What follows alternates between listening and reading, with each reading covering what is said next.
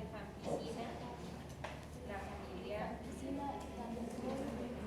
que no sé si solamente es. Es que ya viene como todo en una. Sí, es una propia familia, o sea, es la familia de la rifampicina y esa es la. Y hay rifabutina también.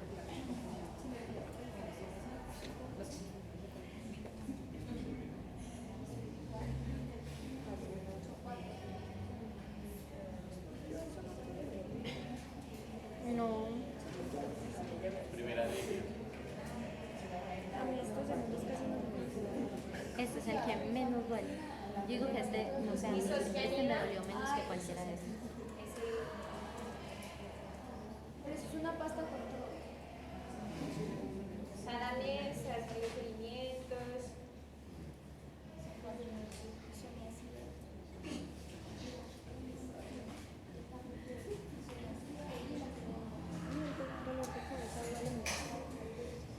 Uy, ese sí me dolió.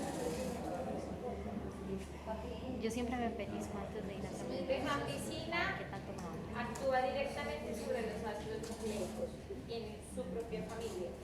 Y la isoniazida actúa solamente en la división celular inhibiendo el ácido nicólico, o sea, son muy específicos para ese grupo bacteriano. Esos son los principales, pero también está la piracinamida como opción dentro de las nuevas. O sea, es muy delimitado realmente el manejo frente a las micobacterias por su complejidad estructural y tipo de respiración. En este caso, entonces, persona infectada le transmite por aerosoles a una persona sana, en donde va a tener un momento de infección activa, como estamos viendo acá.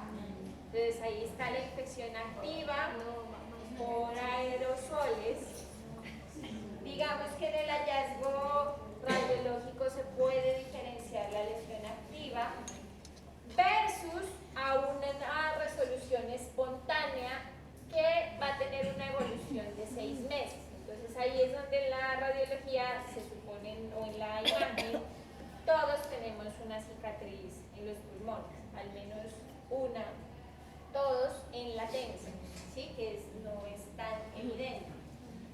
Con un potencial riesgo, y es que como la bacteria de todas formas está ahí, no se ha eliminado, sino que está en latencia, puede generar una reactivación, ¿sí? Esos casos de progresión o reactivación, principalmente, ¿en qué momento se van a dar? Una supresión. Cuando hay una inmunosupresión. Si hay baja de linfocitos CD4, CD8, y eso sucede principalmente en VIH, fase SIDA, pues esto va a suceder con mayor facilidad y se habla de una reactivación tuberculosa que usualmente va a terminar en una progresión a tuberculosis miliar y extrapulmonar, o sea, se complica mucho ahí esa situación. ¿Sí? Entonces, por eso usualmente, aunque la reactivación puede darse en cualquier caso, sí se hace énfasis en los pacientes de VIH, porque sabemos que ahí es cuando más van a caer ese tipo de células que logran tener en latencia esa infección. Cada una de estas fases tiene unos momentos diagnósticos importantes, así como cuando veíamos lo de VIH, tamizaje, diagnóstico, seguimiento, acá también existen paraclínicos con varias opciones de interpretación, no todos son los mismos. No sirven para lo mismo, cada uno tiene. Profe, ¿me puede mostrar la diapositiva anterior, por favor?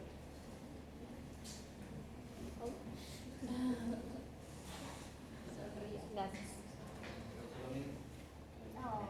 Son lo mismo, sí. Las dos imágenes tienen la misma información.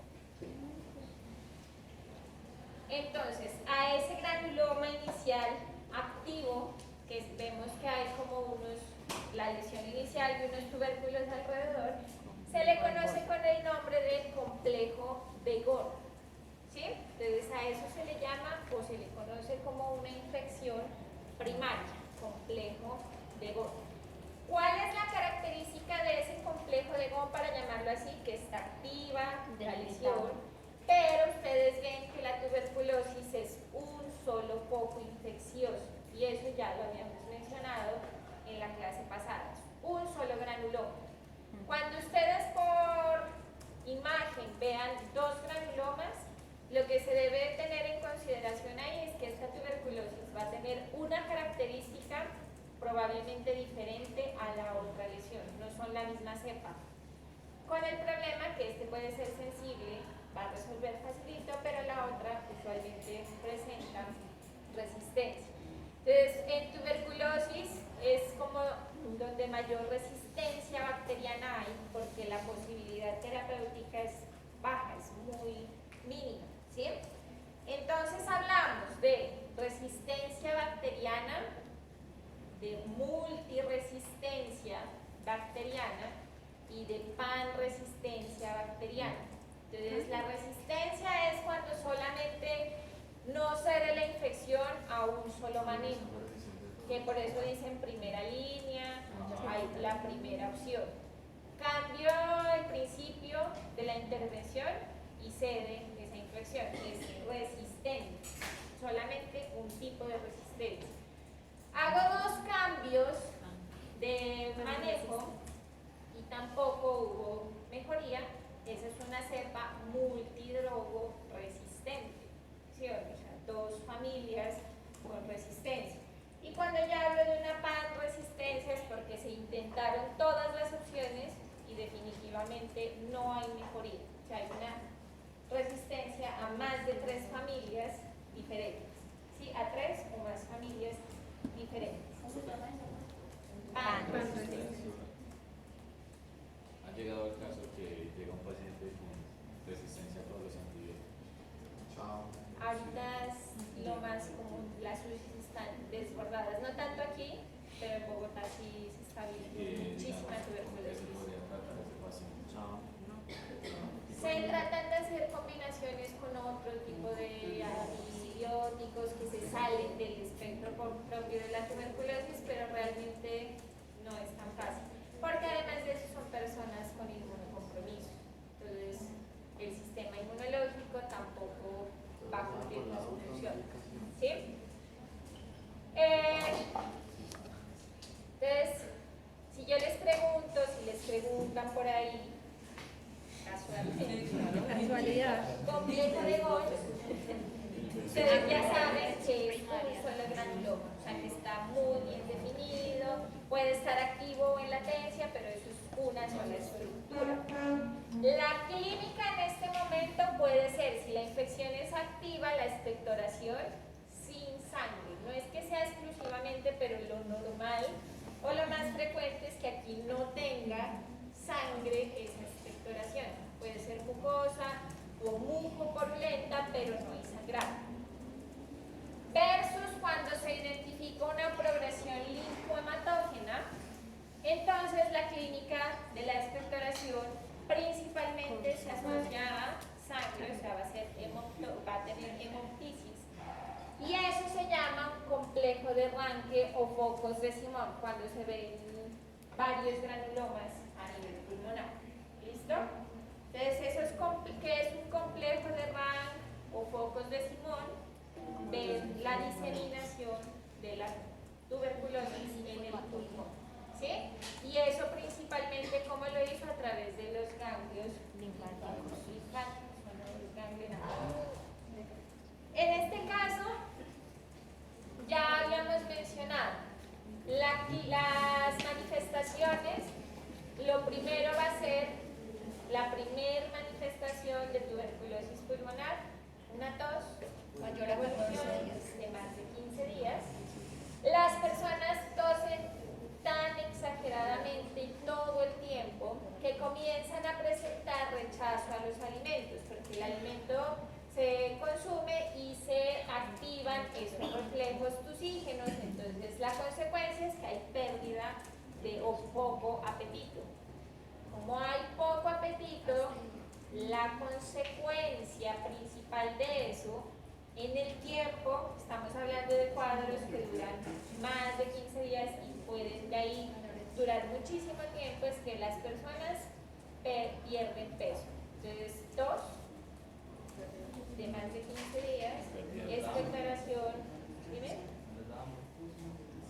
Si les da hambre, lo que pasa es que digamos es un tipo de rechazo a la alimentación como consecuencia pérdida de peso. Son personas que en un periodo cortico de tiempo bajan de peso muy rápidamente. Son procesos febriles, entonces se caracterizan por, también es muy característico la sudoración nocturna. Estos casi que podrían considerarse muy discientes de la tuberculosis.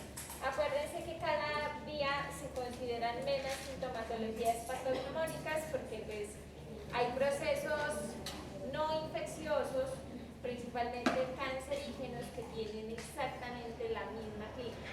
Entonces, no es que sea patognomónico, pero sí es muy disciente en el caso de la sospecha de infecciosas, sudoración nocturna, pérdida del apetito, pérdida de peso, fiebre, la expectoración puede verse acompañada de sintomatología gastrointestinal. Se supone entonces que esa expectoración es productiva. ¿Qué significa que sea productiva? Que hay flema en abundancia. ¿Sí?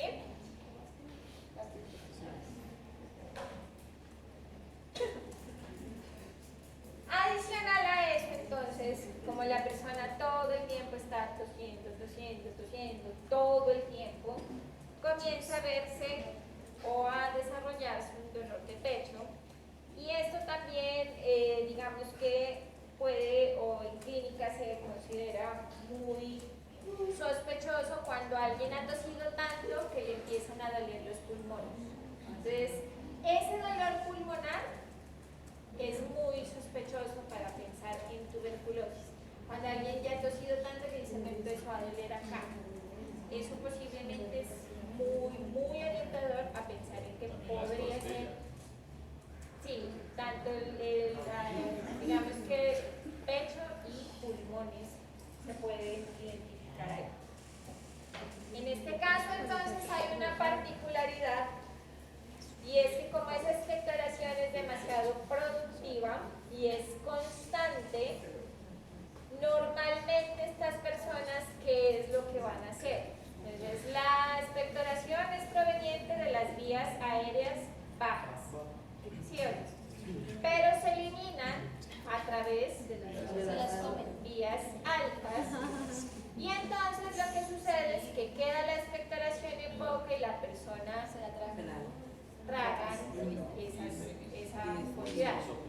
Entonces la consecuencia de eso es que esa tuberculosis que venía ahí, ¿a dónde se va a ir? A los intestinos, al tracto gastrointestinal, ¿sí? Pero sigue siendo tuberculosis pulmonar. ¿Sí? Lo que pasa es que la podemos encontrar ahí. Esas personas, pero le va a afectar igual el intestino. no, la diseminación es linfohematógena a otros para convertirse en esta pulmonar. Aquí no, queda alojado en el estomacal, pero puede generar sintomatología, pero no es propiamente dicho el establecimiento de la tuberculosis extrapulmonar. ¿Listo? Entonces, como hay personas que tienen esta clínica, pero llegan a un laboratorio y dicen, no, a mí me da mucha pena, no voy a toser, no puedo toser. O está el otro escenario que es el de los niños. Usted le puede decir, tosa en 3 tarritos, ya, en un niño. Entonces, para esas personas con dificultad de generar este tipo o de obtener esta muestra voluntariamente, hay otra opción que es la hospitalización, digamos que durante una sola noche se hospitalizan sin alimentos y se hace un lavado, se obtiene una muestra de lavado gástrico, ¿sí o no? Entonces con solución salina, básicamente eso pues lo hace personal de enfermería, lo que se hace es con una sonda se inyectan 15 mililitros de solución salina y eso mismo se vuelve a retirar. Entonces esa muestra va a ser un jugo gástrico que me ayudaría el diagnóstico de qué tipo de tuberculosis pulmonar, porque eso porque está ahí, porque provino de los pulmones, de la expectoración pulmonar. ¿Listo? Entonces ese tipo de muestras se obtiene principalmente en quién? En niños y en personas que no pudieron voluntariamente obtener esas muestras. Es restringido.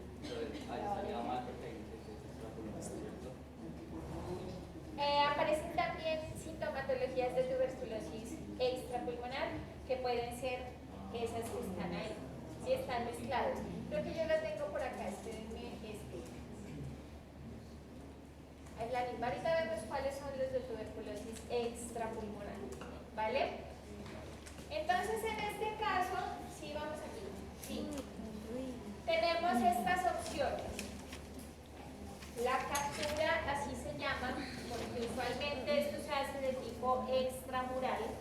Entonces se capturan este tipo de pacientes con esa clínica de fiebre, sudoración nocturna, pérdida de peso, tos, con expectoración, se llama, pobre apetito, se llama inapetencia, pero hambre, ¿sí? Y se van a obtener unas muestras que tienen que ser significativas ¿de dónde? De las vías respiratorias.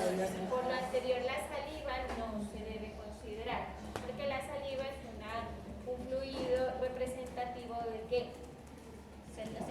Del tracto gastrointestinal, no de las vías aéreas, ¿cierto?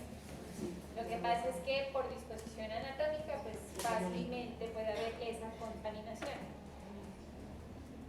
Y entonces aquí se hace o se ha establecido por criterio internacional que se van a obtener una muestra, dos muestras, tres muestras del decaseriado, que son 3 momentos. Entonces, ¿por qué se determinó esto? Por pura probabilidad estadística.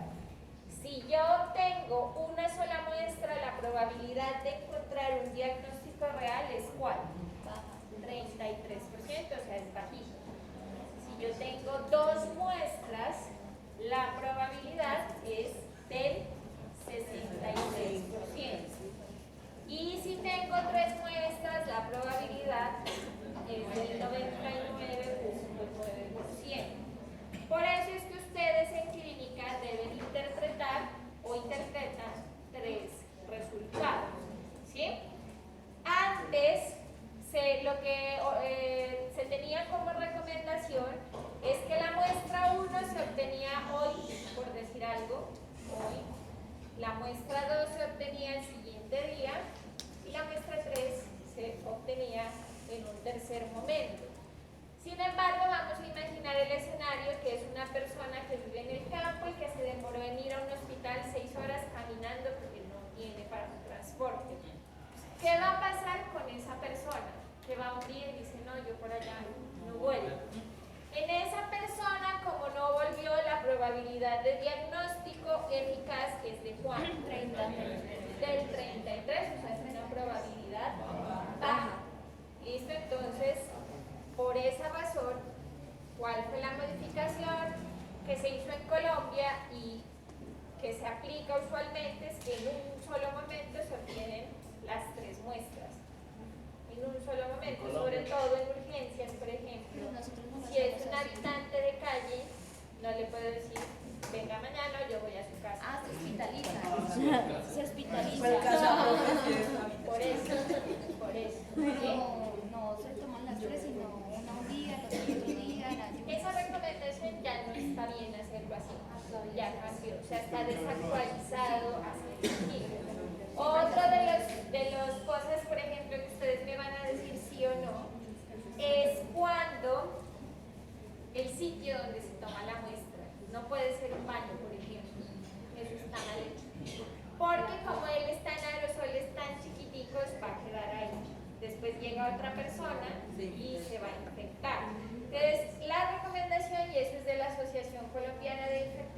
trabajar así junto con el Ministerio de Salud es que, por ejemplo, si aquí hay un laboratorio y ahí al lado hay un bosquecito, ahí es la toma de muestras para esa persona. Se le adapta como una especie de techo, como por si está lloviendo, pues esa persona no se vaya a mojar, pero tiene que ser un espacio abierto. Y eso tampoco se hace, por ejemplo. No, ahí en la cama. Si usted no tiene ese espacio abierto, debería tener unas condiciones y unos extractores con filtros que pudiesen absorber esos aerosoles y tampoco pasa. Entonces ahí es a donde vamos, la normativa es muy linda en el papel, también dice que solo debe ser moco, pero hay personas que por dificultad terminan procesando saliva. Ustedes 4 niños, por favor, salen, porque ya están insoportables, por favor. ¿Salen o terminan de revisar el tema ustedes, las 4? 1, 2, 3, 4. Y sigan charlando tranquilas afuera, de verdad no pasa nada.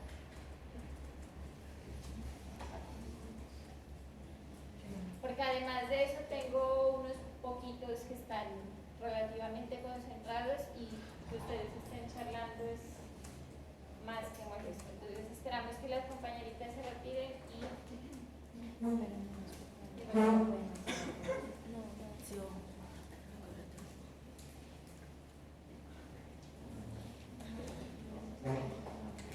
Profe, digamos que si quieren cumplir la normativa, en un hospital no se podría hacer lo del espacio libre, tocaría con la otra. O tendrían que ser espacios con esos extractores también. Pues los servicios de urgencia tienen extractor. O eso no. Pero no es suficiente. Porque cuando llega alguien con sospecha tuberculosa, de uno tú también. Es de 95. Tú también, o terminas de revisar el tema, por favor. Por eso todos dicen N95. Y ahí sí todos. Pero casi siempre son la misma población, que son habitantes de calle o gente proveniente de Venezuela. De eso la tuberculosis desafortunadamente sí tiene ese comportamiento que afecta más a unos grupos poblacionales. Desafortunadamente eso sí es verdad. Profe, por ejemplo, un bebecito es fácil verlo con tuberculosis. Sí, O sea, ¿es común o no es tan común?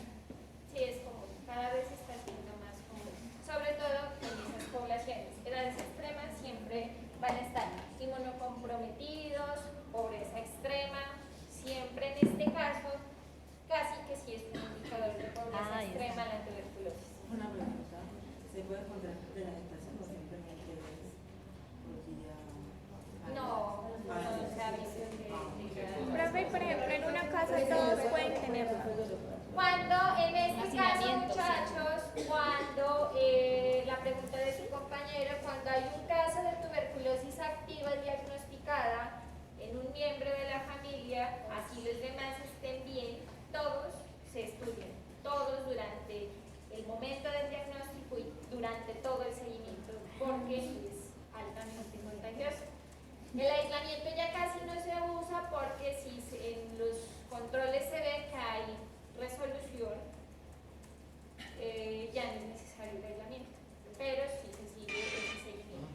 Entonces hay muchas cosas que por tradición se siguen haciendo como se supone que no se deberían hacer.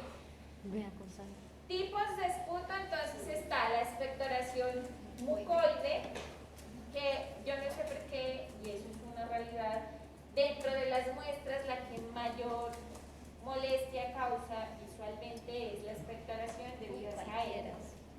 Mucoide, purulenta, la hemoptisis, mucoide. La tuberculosis. La sospecha es la linfomatogresión, sí, la hemoptosis, ¿sí? Y esto es una saliva que se supone que esto, si ya visualmente el personal asistencial ve eso, pues eso ni siquiera debería llevarlo a un laboratorio, ¿cierto? Porque no es representativa. No vayan a hacer eso.